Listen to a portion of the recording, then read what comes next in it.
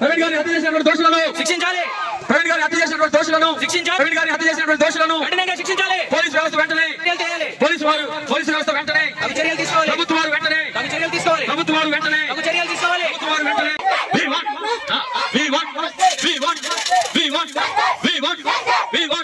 వర్ధిల్లాలి.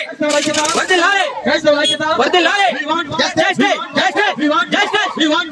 పోలీసు వ్యవస్థ వెంటనే ప్రభుత్వం వారు వెంటనే చర్యలు తీసుకోవాలి.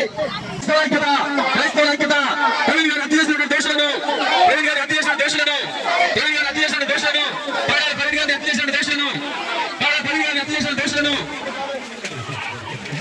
ఒక అన్యాయమైన మరణం జరిగిందని మహోన్మోదులకు భయం కలగాలని వారి యొక్క గుండెల్లో క్రైస్తవులలో ఎంత ఐక్యత ఉందా, మీరందరూ కలిసి ప్రార్థన చేస్తే మేమేమైపోతామని ఒక భయం, ఒక వణుకు వారిలో కలగాలి.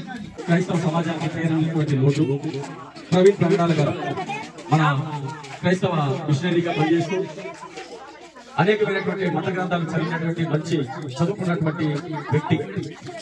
డిబేట్ లో వారు విజయం పొందారని అనుకున్న రీతిగా కక్ష కొట్టి ఎలాగైనా ఏమి హత్య చేయాలి, మా మతాన్ని మేము కాపాడుకోవాలనేటువంటి ఉద్దేశం కలిగి చేసినటువంటి హత్యాకాండం తీవ్రంగా ఖండిస్తున్నాం ఈ యొక్క క్రైస్తవ సమాజం.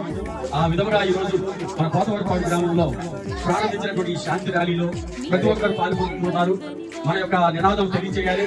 ప్రభుత్వం వారికి మన యొక్క నినాదము తెలియజేస్తూ మనమందరూ కూడా ఈ యొక్క లౌకిక దేశంలో ప్రజాస్వామ్య దేశంలో సమన్యాయం కలిగిన వారుగా ఉండాలి. బలమైన సేవకుని మనం కోల్పోయాం. ఎందుకంటే డిబేట్ లో ఎండ కూర్చుంటే మొదలకి దడపు ఉంచిన ఒక మగాడు. ఎందుకంటే క్రైస్తవ సమాజానికి ఇలాంటి పగడాలు పుట్టాలి. ఎందుకంటే మన దేవుడు ఆరాధించుకున్నవాడు, రోషం కలిగిన వాడు, క్రైస్తవాన్ని తొక్కాలని చూస్తే నా దేవుడు మిమ్మల్ని తొక్కడానికి సిద్ధంగా ఉన్నాడు. నా దేవుడు రోషం కలిగిన వాడు.